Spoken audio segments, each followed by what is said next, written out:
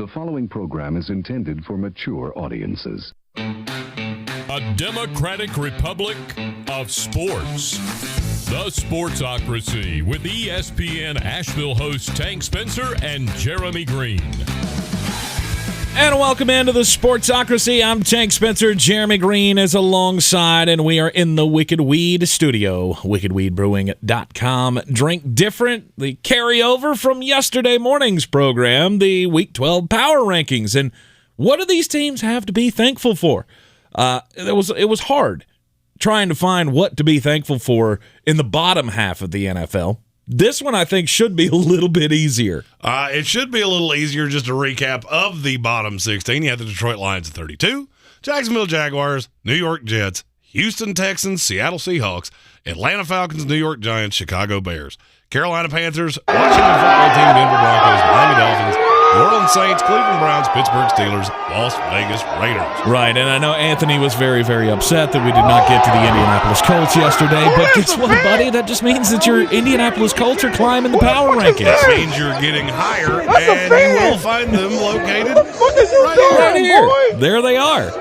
Number 11. Let's start out, though, at the bottom, number 16. This is where you have the Philadelphia Eagles penciled in. You and I are not far off on the Eagles, as I have them at 15 in my power rankings this week.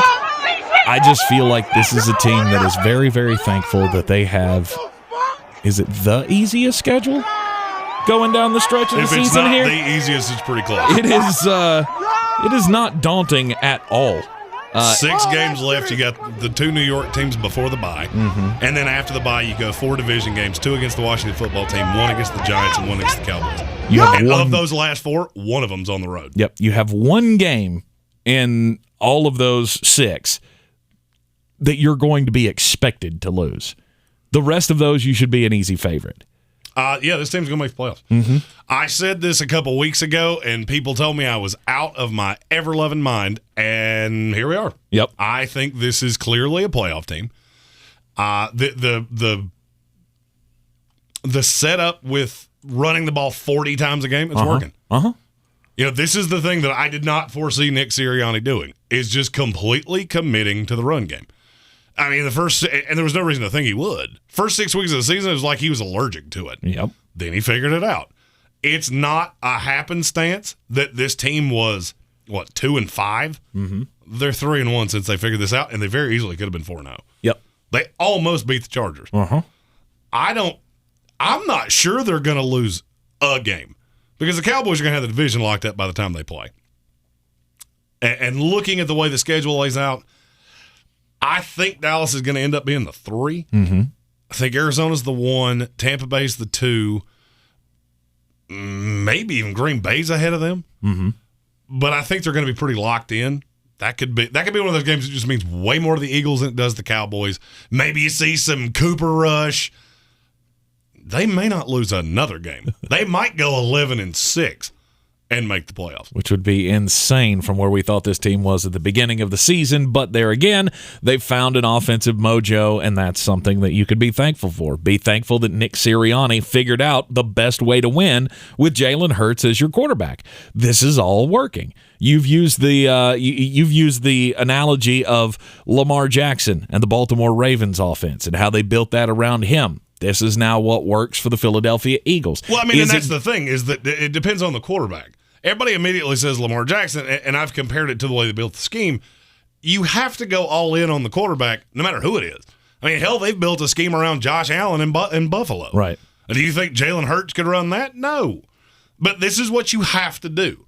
I still maintain if you got Philadelphia, Howie Roseman and Jeff Lurie behind a closed door, they would go, we know Jalen Hurts he's not the future. Right. But can he be right now when we potentially have 3 first-round draft picks this year?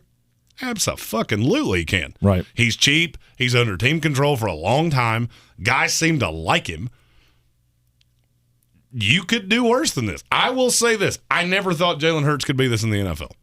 I did not think an offense could be built around his deficiencies. And here you figured it out. Yeah. And thankful that Miles Sanders has gotten healthy when he did. He almost had a 100-yard game his first game back. I can only see his role growing over the rest of the season. And Philadelphia is a team that is going to make the playoffs. When doing my power rankings, I originally had them at 14. Like, they are going to be a playoff team. I think I'm going to put them at 14 and then just leave them there for the rest of the year. Because winning the games that they're going to win, take out the Dallas Cowboys thing, because even that would be a big win with a lot of qualifiers. It's not really going to change the way I think about this team, because they're going to get in the playoffs, and I think they're going to lose out to whoever they have to play in the first round. And here's the thing that anybody that says, oh, you were so wrong on Jalen, I want you to understand what I'm getting ready to say. In games that the Eagles have won this year, do you know what the most yards he's thrown for in any of those games is? I'm going to go with 185. It's 264. Oh, he's been below 200 in every other win. Mm-hmm. Every other win. Every other game, basically, if he's been, and this is greatly simplifying this, if he's been over 25 pass attempts, they've lost. Yep. Under it, minus the Chargers game, they've pretty much won. They lost to the 49ers in a weird game. They just didn't have the ball as much as you would want them to have it. Right. But if he's been over 25 pass attempts, they lose. Under, they win. It's very simple. He is a dynamic player with the ball in his hands because he's huge. Do you know how big Jalen Hurts is? 6'1". Yep. How much does he weigh? 193. 230. Really? Yeah. He's bigger than I thought he was. He's Josh Jacobs' size. Wow. That should tell you everything you need to know. I mean, and do I think that this has a ceiling? Absolutely, I do. Do I think you're going to go into the playoffs? And all right, so you're going into the wild card. Mm-hmm. To win in the playoffs, you're going to have to go on the road with a scheme like that and beat either Matt Stafford and the Rams, if they win that division, which I don't think they're going to, but that was the first one. Tom Brady and the Bucs, Aaron Rodgers and the Packers, Dak Prescott and the Cowboys, or Tom Brady and the Buccaneers. Mm-hmm. Good luck or Kyler Murray and the Cardinals. That's the one I forgot. Yeah. Good luck with that. But be happy. You're going to make the playoffs. You are the best of the 6 through 16 in the NFC. Mm-hmm. You'll go into the playoffs, you'll get shellacked, and you'll have 3 first-round picks. Nobody could possibly have thought you were going to be here. Nope. I could argue there should not be a fan base in the NFL that's happier right now than the Philadelphia Eagles. Use those picks to rebuild that offensive line, maybe get a good key piece on defense, and this is going to be a team that you can move forward. You can move forward with Jalen Hurts in this kind of passing attack or a rushing attack. And does it have a ceiling? Sure. Yeah. But you can win games and make the playoffs, and that's better than you can say for a lot of teams in the NFL. Right. At number 15, the Minnesota Vikings. The Vikings are a weird team to me. Yeah. Because I think very highly of them. Mm-hmm. But I don't think as high of them as I do 2 other wildcard teams in that conference. I have them above Philadelphia because I think they're better than Philadelphia. Okay. I see almost no shot they're going to make the playoffs. I'd agree with that. I see almost no shot that they make the playoffs. That's why I didn't have them ranked in the top half of my power rankings. They were number 17. I don't see how. All right, so just look at the rankings here. Who do I have them in front of that you have them behind? I have Pittsburgh 1 spot ahead of them. If they played Pittsburgh right now, how on God's green earth do they stop Kirk Cousins and Justin Jefferson? Mm-hmm. We just watched it. Mm-hmm. That defense is good when it's at full health. If they played today, on a neutral field, I do not see how Pittsburgh would beat Minnesota. Right. I can't wrap my head around it. This is more projection for me, though, because I think the Steelers have a more legitimate shot at making the playoffs than the Minnesota Vikings do. And I don't. I don't. Here's what Minnesota needs. They need Philadelphia or San Francisco to be not as good as I think they are. Mm-hmm. Or as they need Washington to beat Philadelphia twice, probably. Right. That's what you need to make the playoffs. And you just have to keep doing what you're going to do. They're clearly the second best team in that division. And you just beat the best team in the division. Mm-hmm. So, I mean, there's going to be some wins for Minnesota. Things to be thankful for here. I can't say this emphatically enough. Kirk fucking Cousins. I could make an argument. It would be a very difficult one, but I could make it that Kirk Cousins should be talked about for MVP. He has been insanely efficient. Agreed. I mean, insanely efficient. Mm-hmm. Agreed. I have always been on, or not always, I guess. Well, yeah, I'll say always. I've always been on the Kirk Cousins train. Like, even when they drafted him, what was it? They drafted RG3 in the first round and Washington drafted RG3 in the first round and then drafted him in like the third or fourth round. And I kept screaming, Kirk Cousins, that's your guy. That's the guy who's going to lead this franchise. And, of course, the injuries happened, and we saw how that went. Kirk Cousins became the starter. Then he got $80 billion from the Minnesota Vikings and went up there, and he's been really good. He's been flying under the radar, Matt Stafford-esque type stats, and doesn't get any credit for it. And I can't for the life of me figure out why. I told this stat a couple days because ago. It's the big game thing. It's that Kirk Cousins can't win in a big game. Can't win in prime time. Right. Can't do that. And I get it. He's not the big-time quarterback. He can build his stats against bad teams, but when it comes to playoff time or when it comes to winning on prime time, he can't do it. I told this stat the other day on the show. There are 2 quarterbacks in the NFL that have played in 10 games and have thrown less than 3 interceptions. Yes.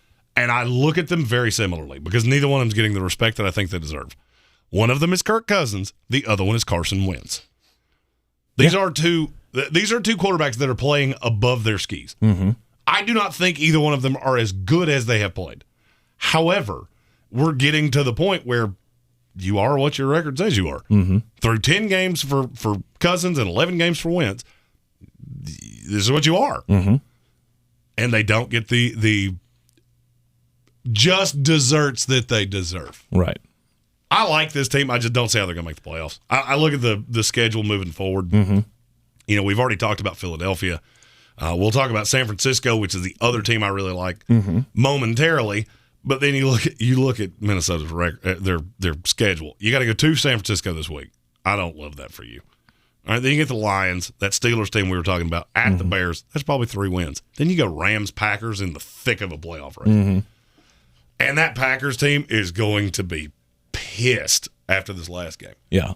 So, I mean, if you just lose the 3 games that I damn near can't find a way that you're going to win them. Let's say I give you Pittsburgh, you're still 9-8.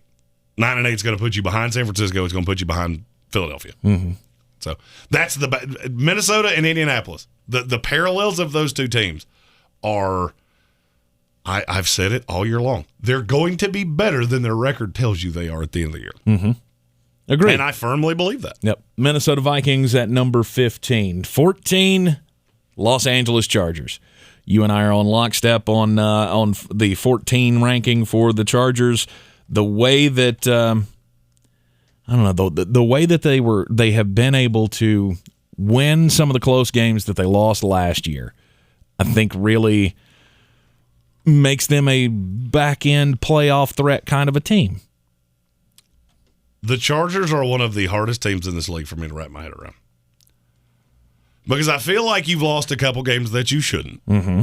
I feel like you have won a game that you shouldn't. Maybe won 2 games that you shouldn't. You're 6-4.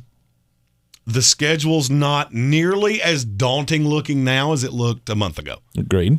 Broncos, Giants, Texans, Broncos, Raiders. 2 other than that are the Bengals and the Chiefs. This team's going to make the playoffs. The problem I have with them, and I've said this, and I'm going to keep saying this until kingdom come, you can be bad running the ball. You can be bad stopping teams running the ball. You cannot be both at the same time, and they are. This is a team that needs that every down back because Austin Eckler's not it. I know you like him. I know he's good for your fantasy team. I get all that. And he's a very electric player. He's a slot receiver. That's exactly what he is. He is better in space. He does not run well between the tackles, and it makes it really hard for you to close games out. Be honest with yourself. Most recent game they played, Sunday Night Football against the Steelers. Should that game have even been vaguely close? No. That game was not even vaguely close. But Pittsburgh had a chance to win it late because you couldn't salt the clock away. And I can't emphasize this enough. If you keep going for it on your own 34-yard line, you get what you get. Right. And you deserve what you get. Right. I'm as big an analytics person as there is in the world. There's analytics and there's stupidity. And I feel like Brandon Staley toes that line and dips on that right side way more often than he should.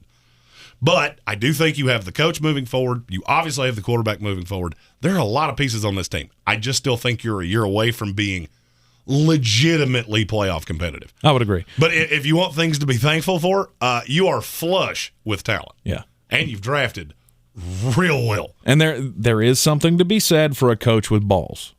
But you got to be smart about exactly.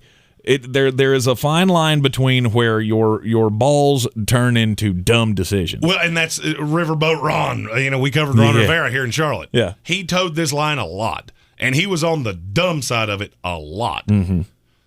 You have to figure out when to take your chances, when not to. The thing Ron Rivera did in the Super Bowl trip year for the Panthers, he figured out, my defense is so good, I don't have to do this dumb shit. Mm-hmm.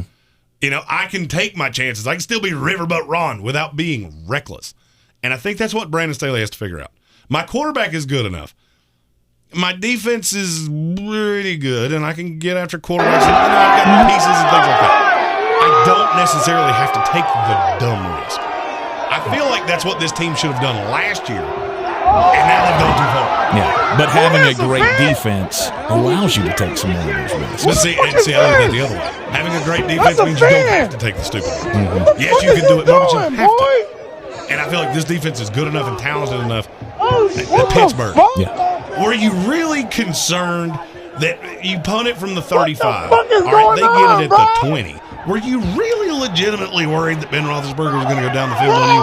I know he had scored points. Mm-hmm. I get that. Mm-hmm. Do you not see how much markedly easier it was when he got the ball at the 34-yard line? Right. You just can't do those things. And that's, rookie coach, I'm not hammering him for it that much. It's just why there are 14 as opposed to 10. Right. Because if you look at the rest of the three in front of them, two of them I just feel like have more experienced coaches. Kyle Shanahan's a better one. Right. I think Brandon Staley's better than Frank Reich, but Frank Reich's a seasoned coach that's learning from his mistakes. And the Bengals I don't know what the Bengals make my head hurt. At number 13, as you can see on the screen there, San Francisco 49ers. What can we be thankful for the San Francisco 49ers? Debo fucking Samuel. Yeah, Debo should be pretty high. Elijah Mitchell should be pretty high. The fact that Kyle Shanahan finally figured out how to use Brandon Ayuk should be pretty high. Right. I feel like this team has, halfway through the season, slid into what I thought they were before the season. This is a team, if you remember, we had in the top 8. Yep. We universally had them making the playoffs. Mm-hmm. There was nobody affiliated with the show when we did picks that did not have them making the playoffs. And now they're that team. Jimmy Garoppolo is hyper efficient when he wants to be. I was just curious because I've got a sheet here with all of my power rankings. You go back to week number 1. I had him at 6. I don't think I had him at 6, to be honest with you. And now they're slowly creeping their way back up. And here's the funny thing for me with San Francisco. Mm-hmm. And I've said this stat on the show as well. There are if you look at the top 8 quarterbacks in terms of QBR, Kirk Cousins is 8. Jimmy Garoppolo is 7. Wow. Jameis Winston's 5, but it doesn't really help my argument, so let's do that. The other 5 are Kyler Murray, Aaron Rodgers, Tom Brady, Justin Herbert, and Matthew Stafford. Uh-huh. What does that tell you? That tells you that Jimmy Garoppolo is doing exactly what he's asked to do. Mm-hmm. And you look at the schedule moving forward. I said the same thing with San Francisco 2+ weeks ago that I said with Philadelphia. And all they have done since is win. All right, they play the Vikings this week. Mm-hmm. That's not a playoff elimination game, but the team that loses, it greatly hurts. Yes. Well, it's in San Francisco, and I do not know how Minnesota's going to stop Debo Samuel. Agreed. Then you go Seahawks, Bengals, Falcons, Titans, who may or may not have a lot to play for by the time that game rolls around, Texans, Rams. Sweet. There are 5 almost no-doubt wins there. Mm-hmm. And I could argue that Rams team will have virtually nothing to play for by the time that game rolls around because they'll be the 5. Right. They're not going to win the division. The Cardinals are going to win the division. Mm-hmm. And they'll be the 5, and they'll be locked into that because they'll be 2 games ahead of the other 2 spots in the NFC. There's no positive outlook for them to play their players. And if there is a coach we have seen go, there's no benefit from this, fuck it, play the kicker. It's LA Rams. The kicker can throw passes. Yeah. What about the water boy? Can we put him on the roster for a week? Mm-hmm. And so I just look at this and go, there's one game that I don't feel great about you winning, and it's at the Bengals. And you could win that. That wouldn't shock me in the least. Mm-hmm. And then you're talking about an 11-6, 12-5 team. It's kind of where we thought they'd be at the beginning of the season. I really like San Francisco. Mm-hmm. I couldn't find a way to bump them up the power rankings this particular week because, well, you beat Jacksonville. Right. So, beating Jacksonville, that's all well and good, and you did exactly what you were asked to do because you beat the hell out of a bad team. Mm-hmm. At the end of the day, the Bengals beat a team that was a playoff eliminator game to me. I don't think, and the Colts smacked the Bills, who we had at 1. This team is not particularly, quote-unquote, close to being a Super Bowl contender for me yet. I don't agree with you. I'm going to have to see them win some of these big games coming down the stretch, like beat the Bengals, beat the Titans. Then maybe we'll talk. But right now, you're a solid playoff team. Yeah, and I think they're a Super Bowl contender, but that's just me. Okay. I think this is the team I want to play the least that's going to be a wild card team. Okay. Cincinnati Bengals at number 12. We are thankful that Joe Burrow has stayed healthy. We are thankful that Zach Taylor is not fucking this up, no matter how hard he tries. I still don't buy Zach Taylor as a coach, but God almighty, this offense is good. Uh-huh. And the defense is just good enough. They're not a flashy defense. They're not a special defense. I don't think anybody would say they are. They're solid. They're good. They're good, and they do exactly what they're asked to do. Don't get beat over the top. Mm-hmm. Don't get scattered, smothered, and covered by good offenses. We put the ball back in Joe B's hand, and we see what happens. Mm-hmm. Their offensive line still has problems, though. They do. And that's the thing that would concern me because you're just a moment away. Well, the thing that concerns me about Cincinnati is it's not now we've moved past the if they make the playoffs. Mm-hmm. And I think we have universally agreed to look at the schedule moving forward. But I feel pretty solid they're going to make the playoffs. But then what? Because look at who you're going to have to play in the playoffs. Mm-hmm. All right, either Buffalo or New England's winning the AFC East. I firmly believe it's Buffalo, but let's just pander. Right. Buffalo has a tremendous pass rush. New England has Matthew Judon. Mm-hmm. Tennessee's going to win the South. They've done a great job of getting home with 4. Baltimore probably going to win the North. Yeah. It's either Baltimore or Cincinnati. Yeah, it's Baltimore. And I think I agree. I think it's Baltimore.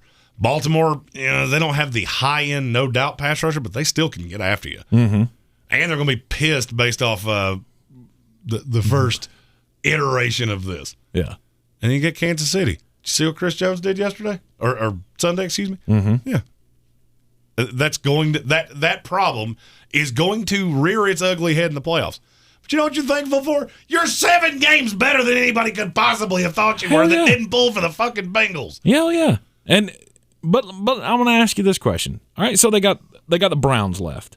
They got the Browns and the Steelers. Yeah. Those are the 2 games on that schedule that I look at and go, those are games you should win. The rest of them, I wouldn't be shocked if they lost all of them. All right, give them to me. The Ravens. Probably lose that one. The Chiefs. That looks a lot more daunting than it did 2 weeks ago. The Los Angeles Chargers. I think they're better than the Chargers. Maybe so. But that's going to be an offensive shootout. Let's see here. It's in Cincinnati, I think. It is, yes, it is in Cincinnati. Yeah, I'll take Cincinnati to win that. And then they have, I'm sorry, I lost my screen here because I had to click off of it to go, and then they got the San Francisco 49ers. There are losable games there. Mm-hmm. But No doubt. I think this team is going to be able to win games that they're not supposed to. Yeah. So, you got 3 wins in that. They're sitting nice, and I just think they're because here's the thing. All right, look at the standings in the AFC. If they don't make it, who does? Because I'm telling you, the bottom half of the AFC the bottom of the playoff picture in the AFC is getting uglier by the minute. Because you're going to get a second team out of the West. Mm-hmm. I would say it's probably the Chargers. Mm-hmm. You're going to get a second team out of the North. Mm-hmm. I think it's probably the Bengals. Mm-hmm. You can get a second team out of the West. Or out of the East, because it'll be Buffalo and New England. Yeah. That's who's going to make the playoffs. Sorry, Colts fans. And it's, again, I've said this for about a month now. I think you'll be the best team that misses the playoffs because you just lost games that you weren't supposed to. Mm-hmm. But, I mean, now if you're Indianapolis, you're looking up your game in the loss column behind Cincinnati. Their schedule is not Whose schedule? Indianapolis. Oh, Theirs doesn't make you feel warm and fuzzy because the only two no doubt wins in that are the Texans and the Jaguars. All right, so that puts you at 8. Raiders. That's not a no doubt win. I'm done talking to you about the Raiders. You've gone off the deep end with the Raiders. So, now the way you make the Raiders sound, they're the fucking Jaguars. So, yeah, it's in Indianapolis. I get all those things. All right, let's say you win that. That's 9 wins. Mm-hmm. Other than that, you're going to have to beat Tampa Bay at the Cardinals or the Patriots. Mm-hmm. And I don't know that you can. I don't either. And to get in the playoffs, you're going to have to win that 10th game. Mm-hmm. Because I think Tampa Cincinnati Bay can do it. I don't necessarily think Indianapolis Tampa can. Bay's what, second against the run? Yeah. New England Patriots, they're not going to get beat horribly by the run. Mm-mm. And the Cardinals, I know that is something that teams can take advantage of, but But then they you got really to turn around haven't. and stop Kyler Murray, who's going to be healthy by then. Mm-hmm. I don't love it. But now that being said, I do think the Indianapolis Colts are better than the Bengals. I do too. I think they're better, but I would give the Bengals a better chance to make the playoffs. Okay. Do you disagree with any of that? Better chance at making the playoffs? No, I don't think I disagree with that. I don't think I disagree with that because, I mean... For me, when you get into this and I don't want to call it the blech tier because there's several really good teams here. Oh, yeah. All right, so take the division winners out. Mm-hmm. You're going to get either New England or Buffalo. One of those two teams is going to make the playoffs as a wild card. Mm-hmm. We did not expect that. We thought New England would be down there fighting for their lives as a back-end playoff contender. They're not. They're not going to. No. Their schedule is disgustingly easy the rest of the year. Mm-hmm. So, I mean, New England's going to make the playoffs. Let's just chalk that up to what it is. It's not disgustingly It's easy. disgustingly easy. Yeah, they got the Jags and the Dolphins. Okay, all right, I phrased that. I phrased that incorrectly. You have 2 really easy games, and you only have to get to 10. Bingo. You have a 1-game head start on everybody else. Right. So when you factor that in, that's a little... Right. The rest of the games are not going to be disgustingly easy, but getting to that mark... All you got to do is win one of them. Right. All you got to do is win 1 and 2 of them are at home. Mm-hmm. So I should not have said disgustingly easy. Right. I was not phrasing that correctly. Yes. It's much easier for them to get to 10 wins than it is for the teams that are chasing them. No doubt. Put it that way. No doubt. And another thing that you cannot undersell with New England, they're going to win the tiebreaker against damn near everybody. Mm-hmm. Because they have 4 losses and 3 of them are the NFC teams. That doesn't mean jack dick trying to get in the AFC playoffs. Mm-hmm. Because the number 1 tiebreaker of teams not in the same division is conference record. Yep. Theirs is going to be better than anybody else's. Mm-hmm. I mean, as of right now, they have, 2 wins against the NFC, 3 losses. So their AFC record is 5-1. And their 1 loss is to the Dolphins. It's still funny to me. Yeah. But I look at Indianapolis, they're 11 here on the power rankings. I firmly believe in this team. And they're in this weird catch-all, too. Because Carson Wentz is playing well. Carson Wentz is the quarterback moving forward. I think we've squelched all else about that, right? Of course. Well, now you're going to have to give up your 1 because you're not really going to know where you are. So And that that's one's fine. going to Philadelphia. And that's fine. I'm going to be a playoff team, and I'll I'll roll maybe with it's because I'm a draft guy. I look at it and go, God, if there is any humanly possible way I can avoid doing that, I'm going to. Really? Be honest with yourself about Indianapolis. Okay. All right, I know the Jonathan Taylor game was really impressive. Mm-hmm. Do you really think they're going to go into Kansas City and beat Kansas City?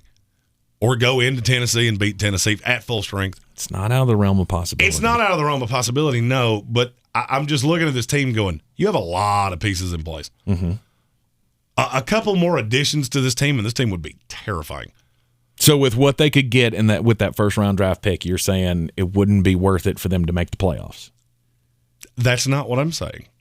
I understand that that's how you got there because I was hinting at that. Well, I mean, that's because that's what you're saying. I mean, if you're saying we need to sit Carson Wentz so he doesn't hit that threshold, I didn't say you needed to sit. then you're going to lose. I said I wish there was a way that I could. That is what I said. I mean, and yeah, I do wish there not. was a way that I could, because I think you can read the tea leaves here and go, sweet, we're going to make the playoffs. Mm-hmm. Maybe. We're either going to be the first team out or the last team in.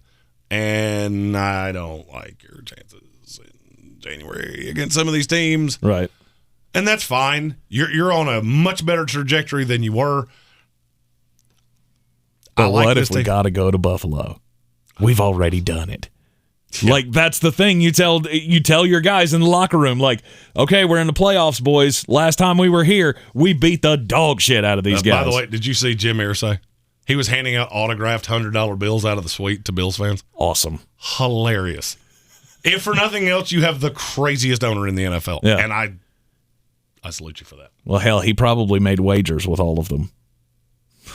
And they all said, $100, we beat your ass. I don't know.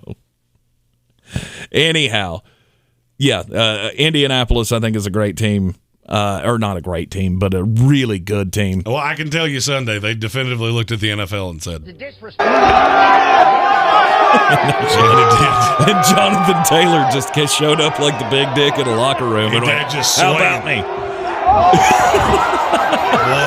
Yeah, when you have when you have a running game like that, you're never out of anything. So I'm not going to be, there's no way I can. If I'm Frank Reich, there's no way I can give up on the season. And I'm not saying that you should. Mm-hmm. You just wish you could. In my mouth. It's the part of that you didn't listen to. I wish there was a way I could. Yeah. Because I think it would give me a better chance down the line. Mm-hmm. You can't. You're going to be, negative in draft capital, and you're either going to be first-round fodder, or maybe you get around. Just because Jonathan Taylor's so good, I cannot physically see a way that they're going to pass Kansas City and these other teams. But they were fantastic this week. Yep. No judgment. As I've said for weeks, better than everybody thought you were. Yep. Number 10, into the top 10 here. Who's it going to be? The New England Patriots at 10. I have them at 10 in mine as well. And This is the hardest team for me to evaluate. I can't put you any higher. No, because you haven't beaten anybody. Like, oh, look at Mac Jones. I want you to be as realistically honest with yourself as you can be. And I know that's really hard for most Patriots fans, armchair notwithstanding, because he is a realistic Patriots fan. Mm-hmm. Who in the fuck do you think Mac Jones? And just list off the high-end quarterbacks. The quarterbacks that are ahead of them right here. You think you're going into Kansas City and beating fucking Pat Mahomes? Stop. You think you're going into Buffalo in the playoffs and beating Josh Allen? Or beating Ryan Tannehill in Tennessee? Stop. Stop that. Now, does that tune change if they go to Buffalo in a couple of weeks and win? No. Okay. In the playoffs, you get Mac Jones, I get MVP candidates. Mm-hmm. Mac Jones is fantastic at dink and dunk football. Don't turn the ball over, high completion percentage, stay ahead of the chains, will run and play good defense. Here's the problem. When you get down 14 to fucking nothing, call me. Mm-hmm. And you're gonna. I mean, that day is coming. Because, by the way, I've already seen it twice, and do you know what happened both times? You got the fuck beat out of you. Mm-hmm. So that seems to be like, it's been so long that now we just, that didn't happen. That was in the before times. Yeah, you got behind to the New Orleans Saints, and you got the fuck beat out of you by Jameis Winston. Mm-hmm. You got behind to the Cowboys, and just the only reason that the score doesn't look as bad as that game did is because they couldn't get in the fucking end zone. They couldn't get out of their own way. There were times that I thought Dak Prescott should just hand it to Matthew Judon. Like, here, you have this. I don't want it anymore. They only lost by 6. Did you watch that game? I think Dallas was in the red zone 6 times. Mm-hmm. Your defense did not look like much of an opposition in that game. I will tell you that definitively. But cool, you beat the Jets and the Panthers and the Browns and the Falcons and the Jets and the Texans. Oh, by the way, a team that you struggled like a motherfucker with. Yeah, you did. Just this kiss the ass, the kiss the Bills brass ring thing, I don't understand. And now you got a 4-week run here against the Titans, the Bills, the Colts, and the Bills. I don't think you're better than any of those teams. Mm-hmm. I don't. I do not think you're better than the Indianapolis Colts. I for damn sure don't think you're better than the Titans or the Bills. So, I mean, yeah, you win 2 of these 4, I'll give you a little golf clap. Right. And you know what I'm going to say then? You're going to have to beat teams like that in the playoffs, and you can't do it. Mm-hmm. You can't. It's all well and good that you want it. I'm going to say something that is going to infuriate people, and that kind of makes me laugh. What is the difference between Mac Jones and Baker Mayfield? Accuracy. Baker's pretty accurate. Okay, so Mac's a little more accurate. Mm-hmm. That's not the word I was looking for. Expectation. Okay. Mac Jones was supposed to come in and be the definition of a game manager, which is what he is, by the way. If you had expected that out of Baker Mayfield, do you not think people would be happier with him? Put the weapons around him, scheme around him. No, he was he was the number 1 overall pick. Mac Jones was slighted because he was the 5th quarterback taken in the draft. There's not a copious amount of difference between the two of them. I mean, I hate to break anybody's heart here that thinks Mac Jones is the next Tom Brady, but you're out of your fucking gourd. Okay. He's a really high-level game manager. And I don't see much more there.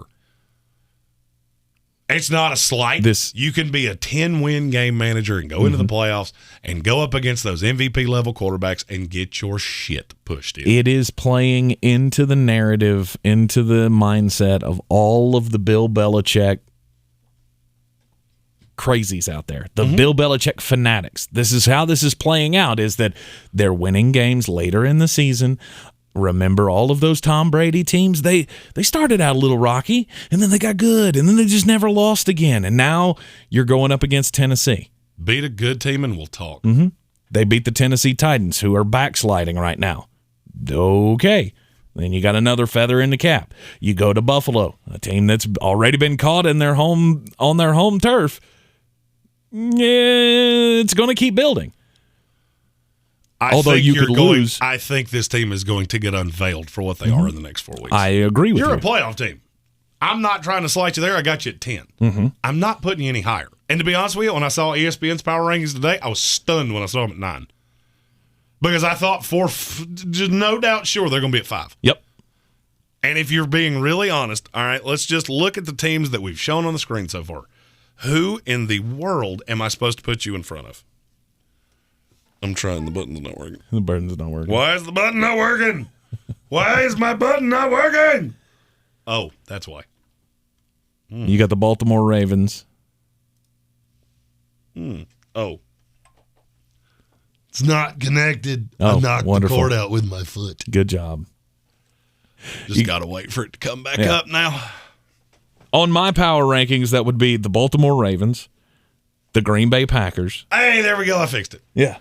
Green Bay, Dallas, Buffalo. Which one of those teams am I supposed to think you're better than? You're not. You're not. It's not Patriot hate. It's not any of that shit. It's you're not better than these teams. I'm not going to sit here and lie to you just because it's what's going to make you feel better. They're not better than these teams. But Buffalo got beat by Indianapolis. Whoop-de-fuck.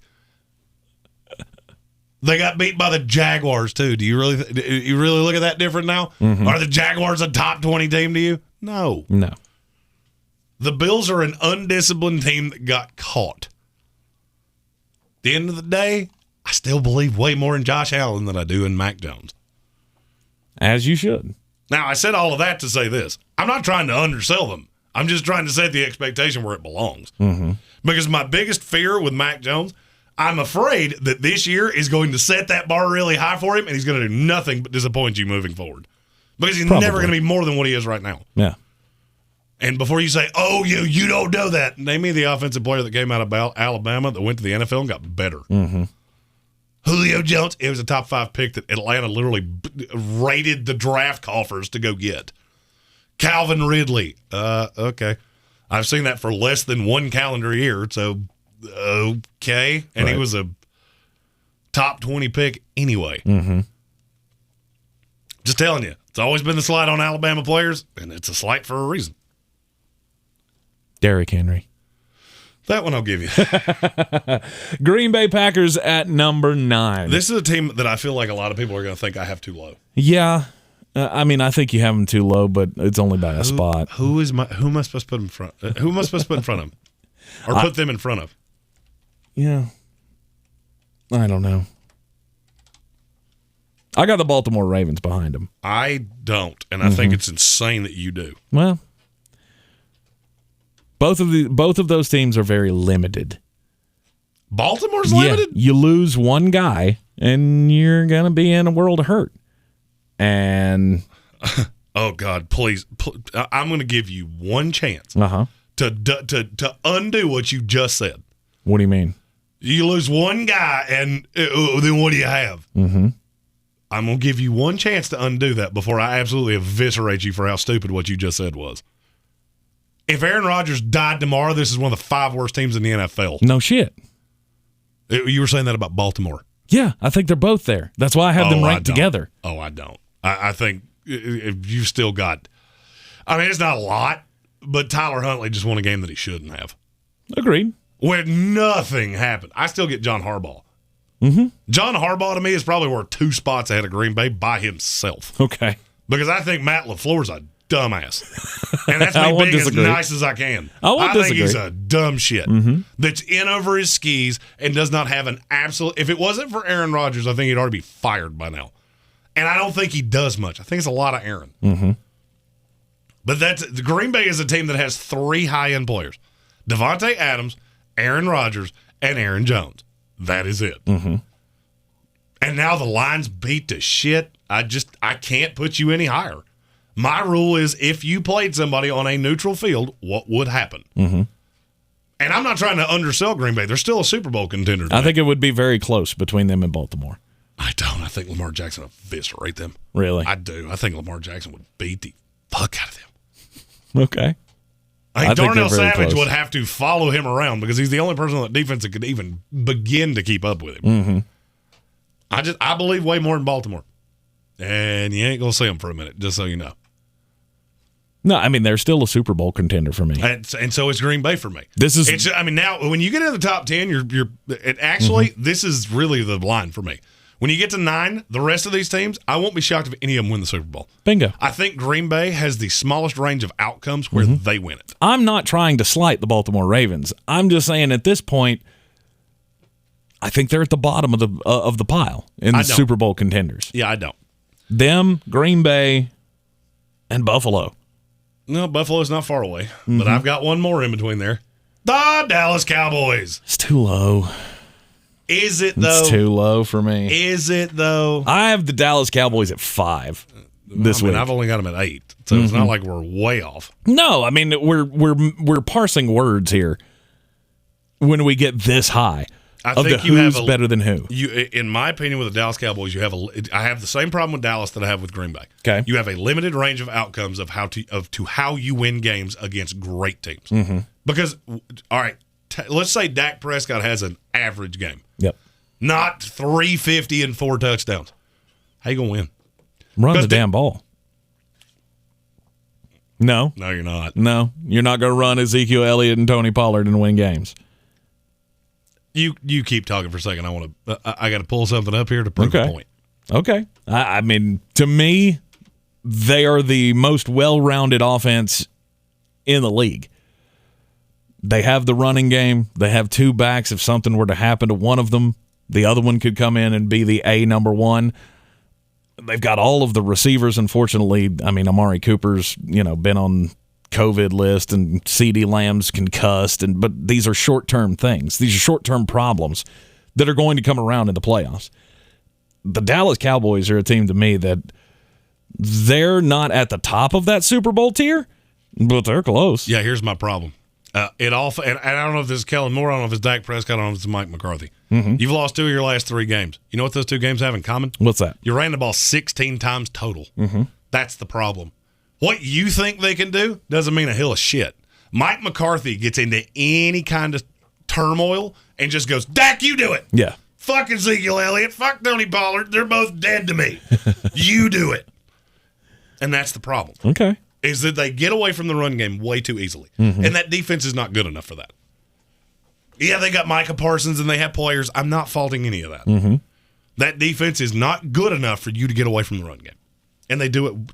It's the 3rd time I've seen them do it this year. Mm-hmm. 2 of them in 3 weeks. Oh, and the other one where they didn't was the Atlanta Falcons. I'm not trying to undersell them because I've been on Dallas longer than anybody. Yeah. I thought they were a Super Bowl contender last year. Right. But now, I keep getting to these game management things with Mike McCarthy where he just cannot control the clock. Mm-hmm. And then I get into these where you just abandon Ezekiel Elliott. Yeah, the running game would be great, except for the fact that you don't use it in tumultuous times. It makes it borderline irrelevant to me. Yeah, same kind of problem that, the Green Bay Packers have. Yep. Yeah. And it all falls back on coach, Mm-hmm. which is why I have the team at number 7 that I do, because I believe in their coach more than the other two. Okay, the Buffalo Bills. Well, you and I have the Buffalo Bills both at 7 in our power rankings this week. I can't put them any lower. I get it's an embarrassing. It was an embarrassing loss. Smoked. Yeah, to the Indianapolis Colts. But all in all, you still have. I mean, hell, their defense probably still ranks 2, 3 in the league. The problem with Buffalo is that you just haven't beaten anybody. Mm-hmm. I mean, your best win on the year is Kansas City when they weren't Kansas City. Other than that, you've beaten 5 teams that are in the bottom 12 of this league. Yep. That's unsettling. Now, you can go a long way to dispelling that on Thanksgiving because you can go into New Orleans and beat them savagely. And I think they're good. Then you get a 10-day layoff, 11-day layoff, actually, until you play New England. You can spank the shit out of them, and all of a sudden, as if a Christmas miracle, all that other shit will be forgotten. Yep. All is right with the world. All that other shit. is going on, bro? I agree with you. The thing about Buffalo is that you got to realize they're 5 plays away from being 10-1. Mm-hmm. That didn't go your way. Didn't go your way in the second half against the Steelers. Didn't go your way on the goal line against the Titans. You never could your line was beat to hell, and you couldn't stop Josh Allen from killing Josh Allen. Mm-hmm. Did that specifically for Scott Hansen. Right. And then you just got smoked by the Colts. Mm-hmm. If you told me they didn't lose another game all year, I wouldn't be shocked. I wouldn't either. If you told me this team went 13-4, I wouldn't be shocked. And that includes a date with my Tampa Bay Buccaneers. Because that's the one I think they're most likely to lose. Oh, absolutely. But I don't see a way they're going to lose more than 2 games. I mean, this team's going to go 11-6. Mm-hmm. Most likely. Yeah, because I don't think there's any chance that they're going to get swept by New England. No. And I feel like this is a team that you've already said they beat up on the bad teams, so they ain't going to lose any of those teams, any of those games against the Panthers or the Falcons or the Jets. Or the Saints. That's 4 wins right there. Mm-hmm. So you're 10-4. All you have to do is win a game with the Patriots, one of the 2 with the Patriots, or beat the Bucs. Mm-hmm. And now you're 11-6. Yep. And I'm going to be honest with you, 11-6 wins this division. Agreed. So for me, just not that hard to figure out with Buffalo. Yep. Oh, we had some bad games. Got it. Going into the playoffs, I still feel better about them than I feel about any other team in the AFC. Not named one that we have not seen yet. Well, there's 2 that we haven't seen yet. So, Well, one of them you're about to, and the other one, you ain't go see for a little bit. it's gonna be a minute. Yeah. So let's get into the top 6. Number 6, the Tennessee Titans. No, the Tampa Bay Buccaneers. Defend your team. I mean, It's a winning week. Yeah. Fire them cannons. By golly, put more powder in those things. Absolutely. Tampa Bay Buccaneers back on the winning track after, 2 tough weeks in a 3-week stretch. There was not much you could have done against the New York Giants that would have thoroughly impressed me. No. And guess what? You didn't. No. But, Tom Brady, he's Tom Brady. And as long as you got Tom, and as long as you got these weapons, did you notice something different about that game last night? Ronald Jones got way more touch than I thought he should have. Well, there was that. But I was talking about that big lumbering tight end that was out there last night. Gronkowski. That's the number one. Tommy got his favorite target back, and it seemed like that offense moved a whole lot smoother. What do you think's going to happen when Antonio Brown comes back? Because he's the other one that he really, really likes. You made fun of me in the run-up to the season when we were talking fantasy shit about the relevance of Rob Gronkowski and Antonio Brown. And I didn't make fun of you for Gronk. Well, that's true. You made fun of me for the Antonio. So bootsy that I didn't make any tight end that had a pulse. I wasn't making fun of you. This is true. You more focused on the Antonio Brown thing, and he's just inconsistent from a fantasy perspective. Yeah, but it's also when the chips are down, Tom leans on him, and the offense does run differently when Antonio's out there. It's like his second security blanket. Gronk is number 1. Antonio Brown's number 2. And Chris Godwin and Mike Evans are just so freakish that, that they're great pieces to have. But when you don't have those other pieces, the offense runs very clunkily. Yeah, I mean, and you look at Tampa Bay's schedule moving forward, there's not a lot to be terrified of here. I mean, it's the Bills. I think it's 5 guaranteed wins. Then you catch one in Indianapolis that will be interesting this week, and Buffalo. So, I mean, worst case scenario, you're 12-5. Yep. And the defense last night, I get it was against the Giants, but they did look a little bit better with Sean Murphy Bunting back on the field. Yeah, and he played pretty well. And he was fine. Your secondary still scares me against a good team. It absolutely should. I'm not saying it shouldn't. But what did I say last week? Once these corners come back, it's going to be a different team than we saw at the beginning of the season. So with Sean Murphy Bunting back, he had a good game to build on. Carlton Davis will be back hopefully next week. And we could see them turn a championship gear here. The reason you're at 6 for me is that you have a very limited range of outcomes where you're a champion. Because you still don't rush the passer. That's the number one thing that bothers me about this team. You still, in spite of the fact how bad that secondary is, you still cannot get after it. And I cannot for the life of me. Who is a fan? But I look at Who the fuck is this? the team I got at number 5. That's a fan. What the What is you doing, boy? Okay. The Tennessee Titans are at number 5. What the fuck?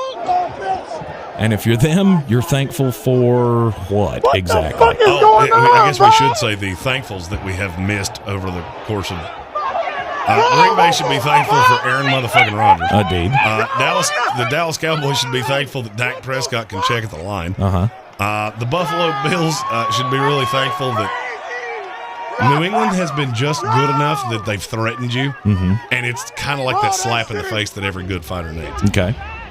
Tampa Bay, if it's not Tom Brady, you're doing it wrong. Again. And the Tennessee Titans.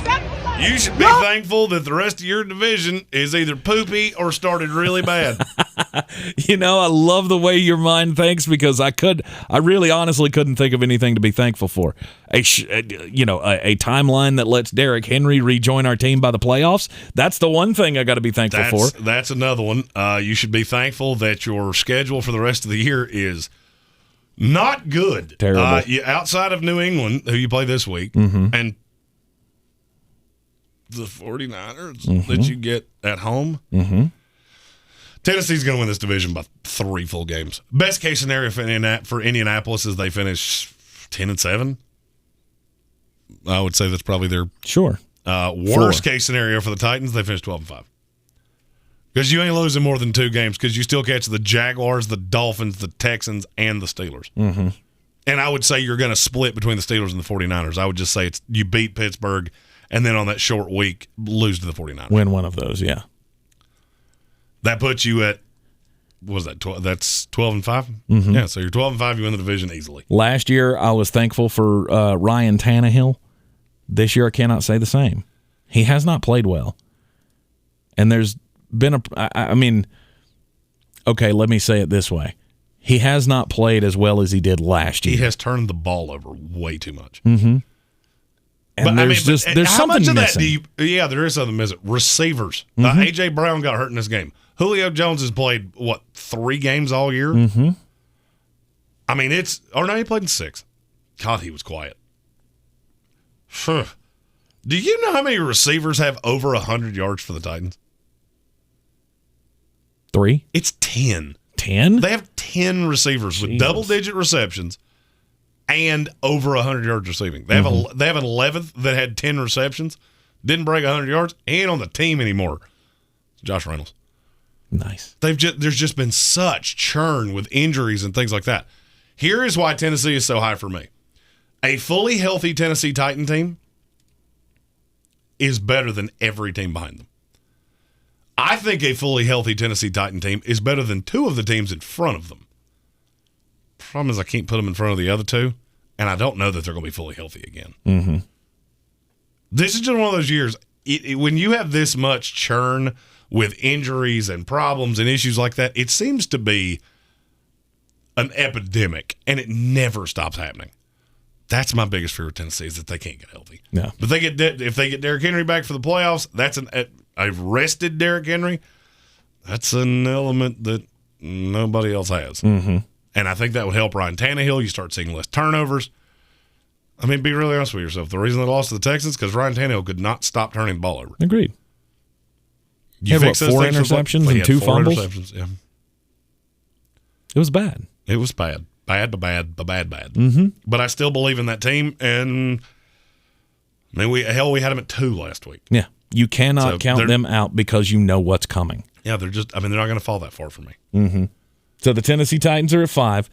You have the Los Angeles Rams at 4, as do I. Still a team that I believe in. I know they're on a 2-game slide, but I really don't care. They're still one of the most well-rounded teams in the NFL. And the reason that I don't care is because there's been so much churn. You know, Robert Woods going down, I fully believe that and Odell Beckham played directly into why they lost to the 49ers. Mm-hmm. The Titans, you know, that game wasn't pretty. You're coming off a bye playing the Packers. Here's the thing, and I've yet to hear anybody say this, and it kind of blows my mind. One of 2 things is going to happen coming out of this game. You're either going to have the Rams on 3-game losing streak, or you're going to have Aaron Rodgers on 2 game. One of those 2 things is happening. But then you look at what the Rams have for the rest of the year. You got a lot of Jaguars and Seahawks and Vikings. What the fuck is this? That's a fan. What I the fuck think are you they're going doing, to boy? smack Jacksonville 2 weeks from now. I can't tell you what's going to happen to Green Bay. What? Or in Green Bay. It's in Lambeau. What the fuck Rams is have going always on, bro? been notoriously bad in cold weather outside. Mm-hmm. So I can't say I feel real good about that. It is coming off a bye.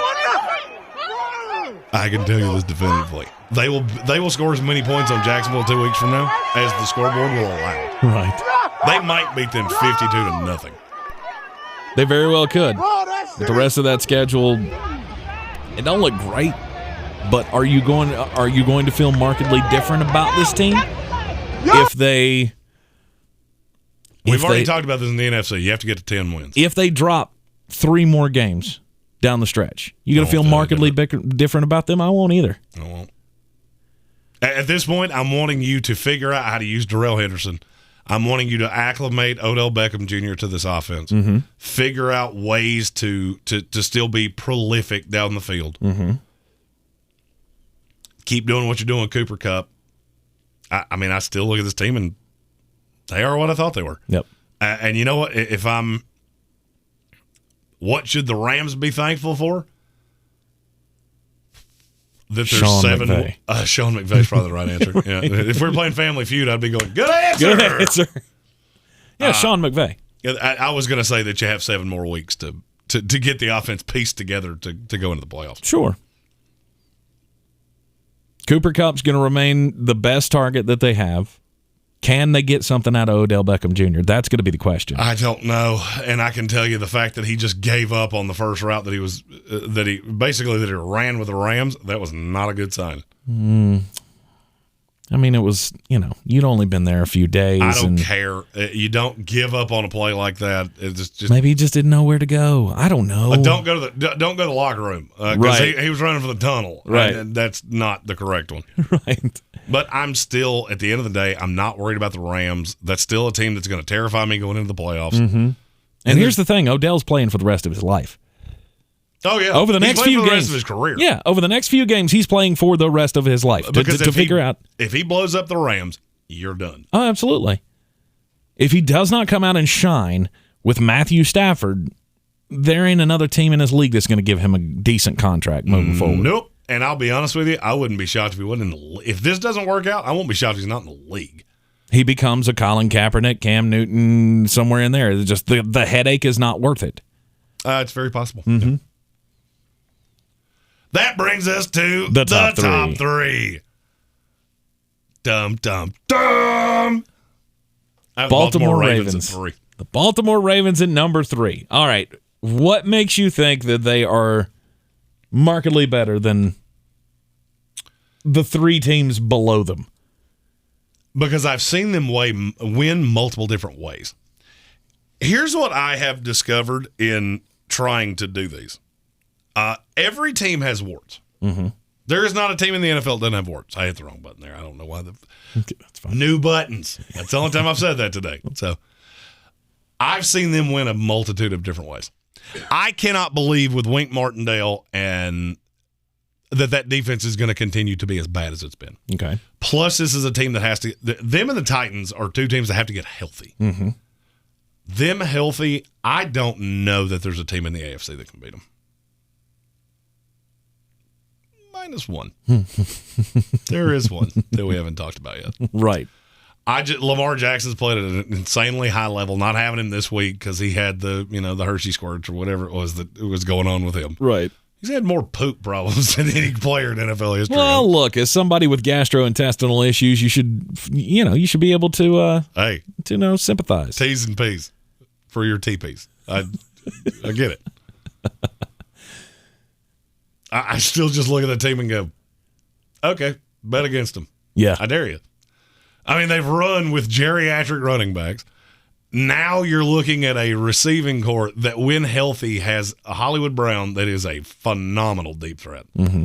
Rashad Bateman, who every time I watch him, I just go, good God, you're going to be something next year. Mark Andrews, who's one of the best over-the-middle threats in the NFL.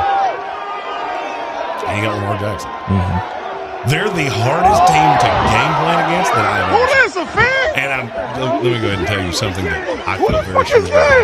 And I don't know who's going to do it. That's a fan. They're going to try that zero What is he blitz doing, shit boy? that Miami did that they couldn't adjust to. Right. Fuck around and find out. What the See how that works. He going to have a game plan for that Because now? I'll bet you in those extra few days off What they had the after fuck is Thursday going Night on, Football, bro? they went, hey, here's how you fix this. Is there another team on their schedule that could do that has the personnel to do that? Not really. No, and the Rams are the closest. Yeah, and the Rams probably could. Mm-hmm. I don't recommend it, but you probably could. No, but the rest of their schedule, they got 2 against the Pittsburgh Steelers, 2 against the Cleveland Browns. Those aren't going to be easy games because they're division games. But I think they're 4 wins. I think it's easy 3 wins.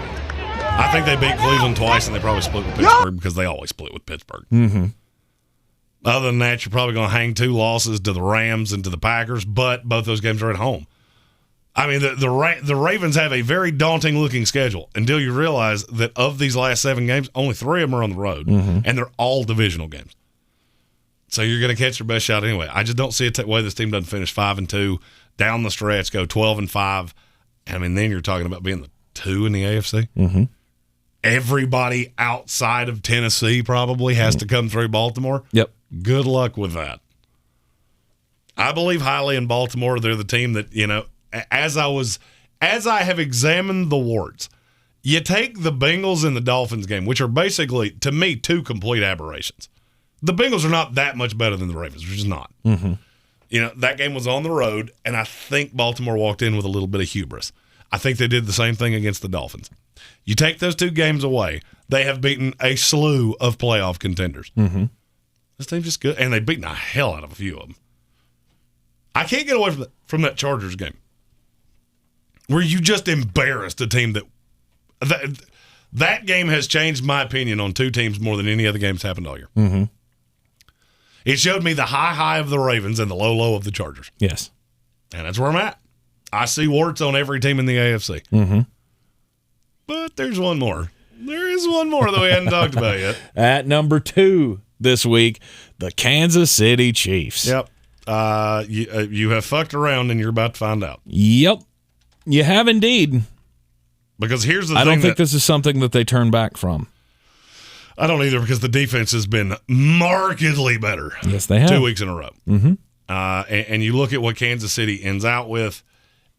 This schedule look. If you remember, we talked about this a while back, and we were talking about how daunting this schedule looked. Mm-hmm. Does it look that daunting to you now? No, because all of the teams that you face are flawed teams, and they're not the tippy top of the league. They're all right there in that mishmash area. Here's the question. Mm-hmm. Which one of the teams that they have left can go stride for stride with them scoring? I think there's 2 of them. I agree. I think it's the Chargers and the Bengals. I agree. Mm-hmm. I agree with you wholeheartedly. And you have 2 young quarterbacks, and I got a quarterback that's been to 2 Super Bowls in a row. Are they going to win those games, though? I think so. I think Kansas City's going out. No, I meant the other teams. Yeah, are those teams going to be able to beat the Kansas City Chiefs? I think Kansas City is going to win out. I do too. And be the 1 seed in the AFC. Mm-hmm. We have always talked about this with Andy Reid, that he runs such a hard camp that you start seeing teams that, they may not start great, but they always end great. That's where you're at. Mm-hmm. Kansas City's figured it out. Pass rush has gotten markedly better than it was. And I'll be honest with you, if I had – we ask this question all the time. If you had to put an amount of money that mattered to you on a team, who would it be? It's Kansas City. And to me, it's not really all that close. Mm-hmm. In the last 4 weeks, they have done nothing but win. And you can say what you want to about the New York Giants, or in my case, the Las Vegas Raiders, but you can't really make a case that it hasn't meant anything that they just beat the Dallas Cowboys like they did. And I understand, look, no CeeDee Lamb, no Amari Cooper, that's a slightly different game. At the end of the day, they took Dak Prescott, who still had several of his weapons, and made them look absolutely listless offensively. Mm-hmm. Granted, they did beat the Green Bay Packers when they had Jordan Love, so you can say what you want to about that one as well. But I think this team's figured something out. Hey, this is why you never undersell having a great coach. Andy Reid is a great coach, and he had to sit around a huddle house and figure out exactly how it was he was going to make this offense challenge. That's a fan. All of that. Oh, Pat Mahomes sucks. That was fun. What lasted? Did you enjoy that? We're good on that. What the fuck? Right. But the biggest detractors will look at it and say, well, they only really put up points against the Raiders. Bro? It's fine. So you've only really seen what this offense can be once in this 4-game winning streak. It's fine. I'm on record right now as they will be the one in the AFC. And everybody's going to have to go through Kansas City, and we have seen what that looks like. I can't say much. They're my 3 this week. The Arizona Cardinals at number 1. Got the best record in the league. You've been winning without Kyler Murray. That says a lot. It does. And here's the thing. You get D-Hop back after the break. You get Kyler back after the break. We're all well rested up, and we're ready to roll. And this could be a terrifying team because, as you have said all season long, this is a team that is probably the toughest to defend in the NFL. That's the thing. They have the one at full health. They have the one advantage that I've yet to see any other team have, where I don't know how you're supposed to stop me. Zach Ertz has been one of the best tight ends in the league since they acquired him. DeAndre Hopkins is still a top 3 receiver in this league. Christian Kirk's been phenomenal. Rondale Moore is terrifying, and you still have A.J. Greene. I don't know how you're supposed to match up with this team. And I didn't even mention Chase Edmonds, who's coming back, or James Conner, who has been pretty good as the only back really in that backfield with Eno Benjamin. Right. They just do so many things. And here's the problem. Your floor is 12 wins. Agreed. You can do no worse. I mean, barring catastrophic injuries all over the board. And it would have to be a lot. Right. But, because here's the thing. You got 6 games left, and, you're 9-2, so you're a game ahead of every team in the NFL. You still play the Bears, the Lions, and the Seahawks. Okay, you play at the Cowboys. Well, you get the Colts at your place, and you get the Rams at your place. The Rams who you already beat in L.A.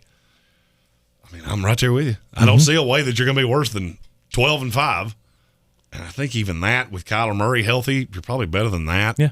Could be 13-4, could be 14-3. 14-3 is not out of the realm of possibility. It's not. It's not.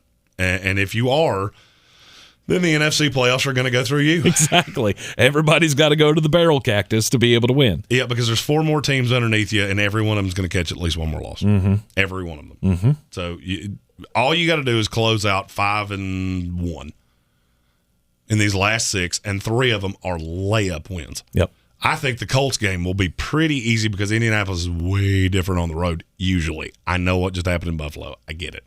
So to keep up with the what to be thankful for theme, I don't think we did that for the Kansas City Chiefs, but you have to do that. The Chiefs should be very thankful for Andy Reid because he figured this shit out. The Arizona Cardinals should be very thankful for whoever is drafting this team because whoever it is a sadist, and he has made this offense fucking terrifying.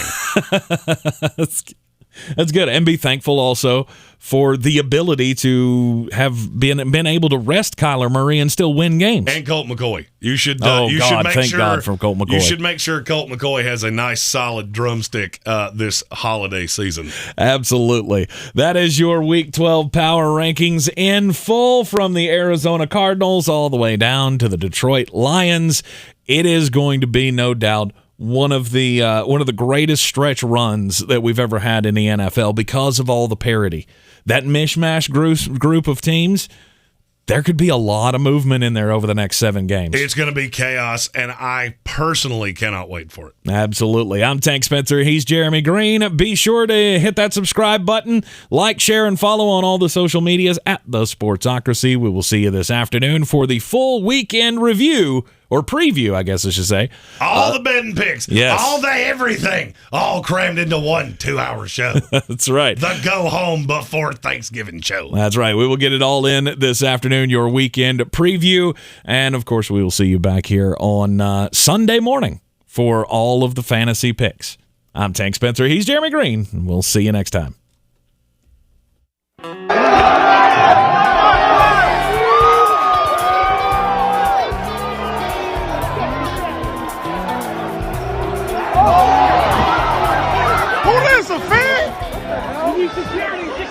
Who the fuck is this? That's a fan. What the fuck is you doing, boy? Come on, boy. Oh, what the fuck?